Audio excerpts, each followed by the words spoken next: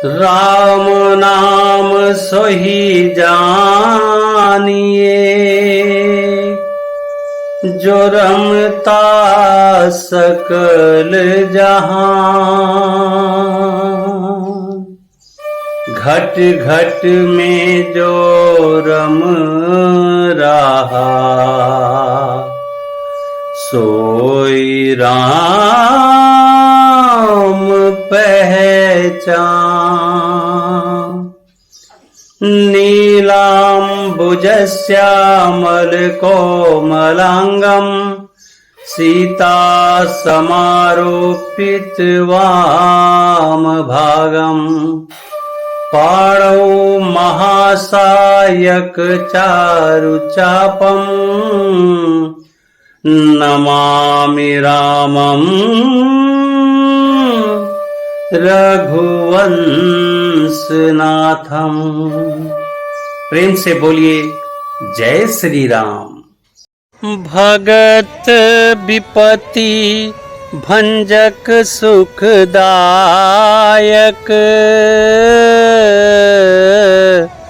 राजीव नयन धरे धनुषायक।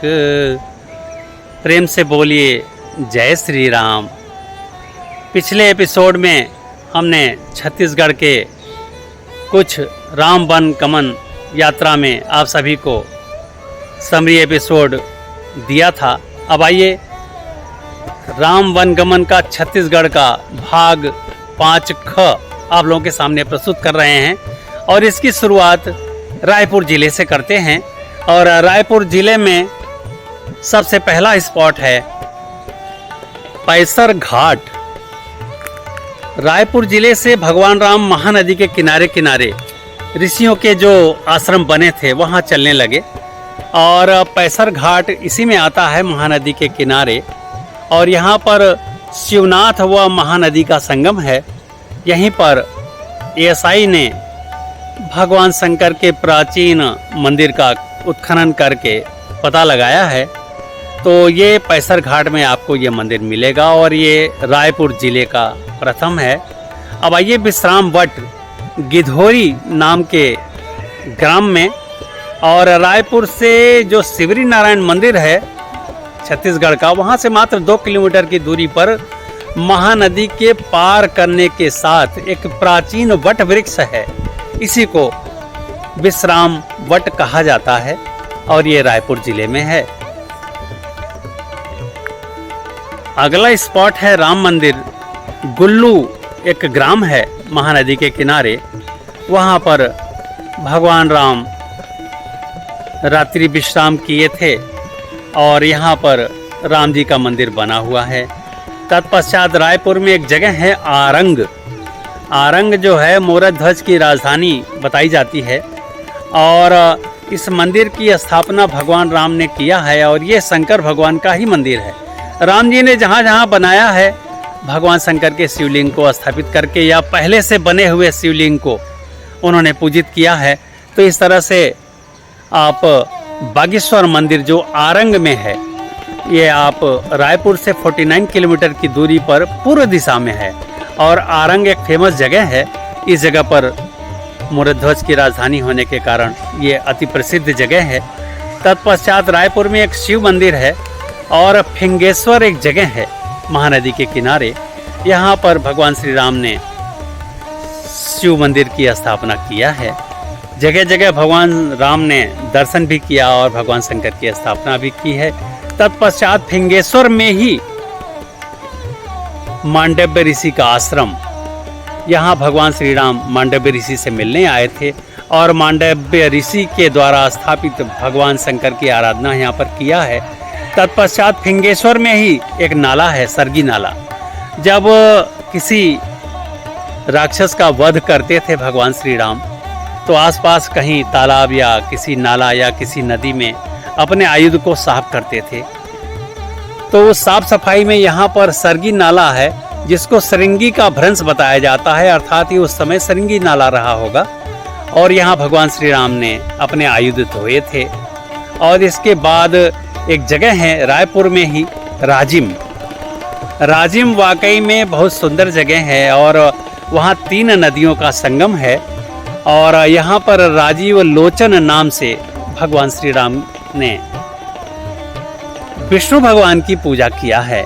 ये है राजीव, एक जगह है जो 3 नदियों का संगम है। महानदी इसमें मुख्य नदी है और जब इसका डिटेल हम बताएंगे आपको तो इन तीनों नदियों को विधि से दिखाएंगे भी और आपको बताएंगे भी। रायपुर में ही एक तालुका है महासमुंद, संभवतः वो जिला बन गया है। तो इस जगह पर वाल्मीकि आश्रम है, जगह का नाम है तुरतुरिया। तो ये महानदी के किनारे है तुरतुरिया और तुरतुरिया आश्रम में भगवान राम वाल्मीकि जी से मिलने आए। और इसके बाद सिरपुर एक जगह है महानदी के किनारे ही, ये भी महासमुंद में ही है और इस जगह का नाम है राम दिवाला और प्राचीन नाम इसका सोणितपुर है। बाद में भ्रंश हुआ तो श्रीपुर हुआ और फिर बाद में शिवपुर हुआ और आज के डेट में ये सिरपुर हो गया। यहाँ पर 8वीं शताब्दी के पुरानी ईंटों से बने हुए राम और लक्ष्मण का दिवाला है। ये दर्शनीय स्थल है ये। और चलिए इससे आगे अगला स्पॉट क्या पड़ेगा आपको बताते हैं। मित्रों, रायपुर में एक जगह है कुलेश्वर नाथ मंदिर, ये राजिम में ही है और यहाँ पर सीता जी ने अपने कुल देवता, पर हर किसी का एक कुल देवता होते हैं और उनके कुल देवता भगवान शंकर थे, उनका आह्वान किया है और सीता जी ने अपने कुल देवता का पूजन यहाँ पर किया है और इस वजह से इस मंदिर का नाम कुलेश्वर नाथ मंदिर पड़ा है। इसके पश्चात राजिम में ही महानदी के किनारे लोमस ऋषि का आश्रम है और लोमस ऋषि के दर्शनार्थ भगवान श्री राम यहाँ पर आए। और मैं बताऊं आपको, छत्तीसगढ़ का पूरा क्षेत्र ऋषि मंडल कहलाता है और एक एक करके मैं आपको बता दूं कि वहाँ पर ऋषि मंडल में कौन कौन से ऋषि हैं और कहाँ पे हैं। फिर आगे हम आपको धमतरी लिए चलेंगे। तो लोमस ऋषि राजिम में, वाल्मीकि ऋषि तुरतुरिया में, मांडव्य ऋषि भिंगेश्वर में, श्रृंगी ऋषि सिहावा में, मुचकंद मैचका में, सरभंग दलदली में, डोंगरी और उसके बाद अंगिरा ऋषि घटुला में, अगस्त ऋषि हरदी भाड़ा खारूगढ़ में, पुलस्त ऋषि दुधावा में, कंक ऋषि कांकेर में।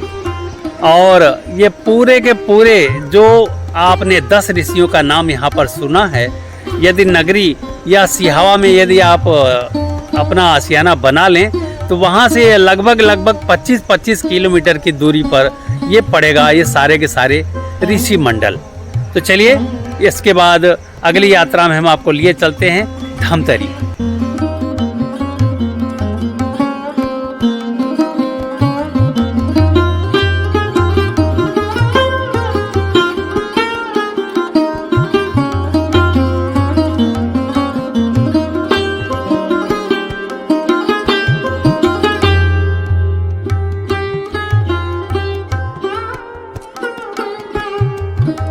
प्रेम से बोलिए जय श्री राम।